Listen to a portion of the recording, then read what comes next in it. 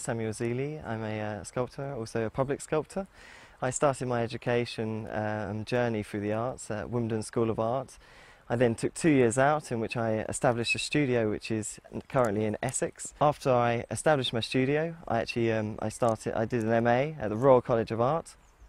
That's a 2-year course from 2010 to 2012. I was lucky enough after coming out of the Royal College to be put straight into, I suppose, a focus of some sort, working on a public sculpture commission, well, this one for instance, which is Myriad. This is actually part of a commission opportunity, which is also a prize called the Brimhill National Sculpture Prize.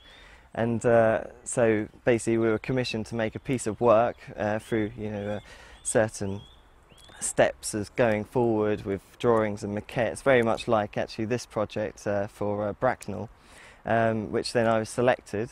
And then the piece of work here, Myriad, actually won the National Sculpture Prize in 2013. So it's triple threaded Burnsley with a steel thread through the middle, and instead of it working through tension, as rope usually does, it works through compression.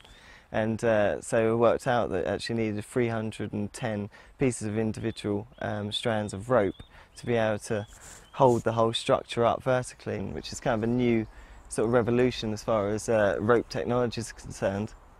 And the whole mass of the structure at the top, the capital, as they would call it in the sort of Greek mythologies and that, basically is held in place by these individual ropes, which then sort of obviously impacts on the visual aesthetic of the sculpture. The inspiration from the piece first came from obviously looking at Rome, bringing sort of Greek ideas as far as structure is concerned into the forefront of the ideas as far as the technology is concerned of that time, bringing it into a 21st century context. The other piece of sculpture, public piece of sculpture I'm currently working towards at the moment, which will be installed in August of this year at Spitalfields, is called Helix, which is another of the column series. It's the second of the column series.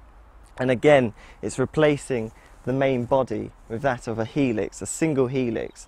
It looks like it's defying that of gravity and sort of the physical ideas of and theologies that we know and recognise in this day and age, with that of a helix, or as they call in the trade, a spiral, in architecture that is.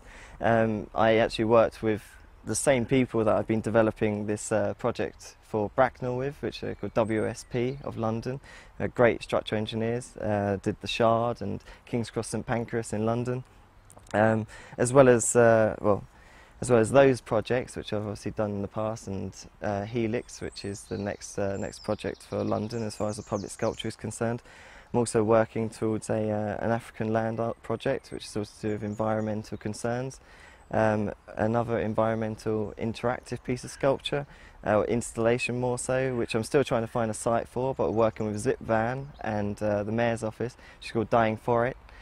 Dying For It basically is an idea of taking all of the disused and discarded Christmas trees from after Christmas and then putting them into a set scene where there's a forest, so an urban suburban forest within London, but talking about the consumerist idea of humanity and how we take things from nature, use them only for a little bit, and then this throwaway society kicks in.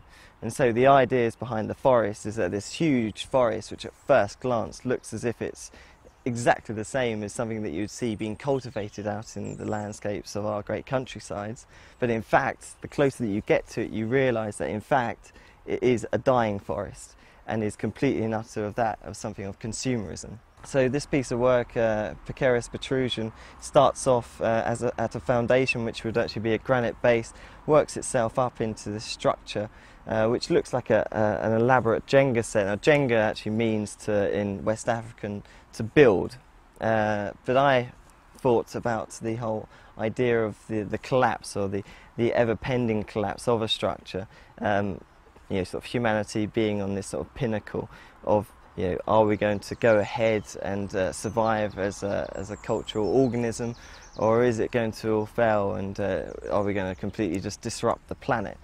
Now, I'm an optimist, not a pessimist, So I always believe in these ideas of being able to work with that of our environment through different types of green energies and things like this.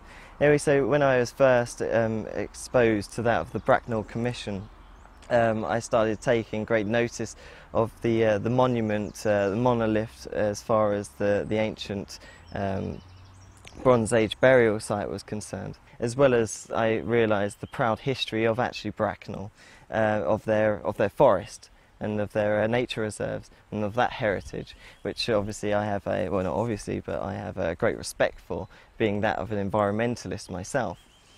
So I came up with this idea through much thinking about making a piece of sculpture, obviously first the maquette, precarious protrusion, which is coming up from the ground as if it's an organic mass that has just projected itself through that of the bedrock of this planet, and then starts to morph into this Jenga set idea. The techniques and materials become more sophisticated to that of human civilization.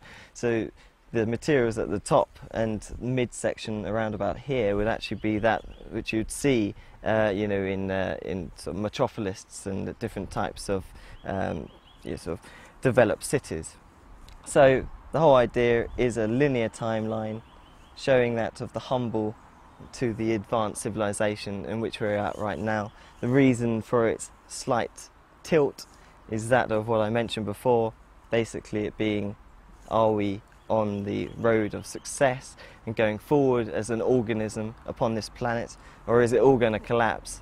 As a sculptor and an environmentalist, I obviously have an affinity with that of the countryside. I grew up in the countryside of Essex. I now sort of live within London, but in fact my studio is out in Essex still, in the countryside. It's actually on a farm. And I have a real affinity with connecting that of suburbia of the urban and bring them both together.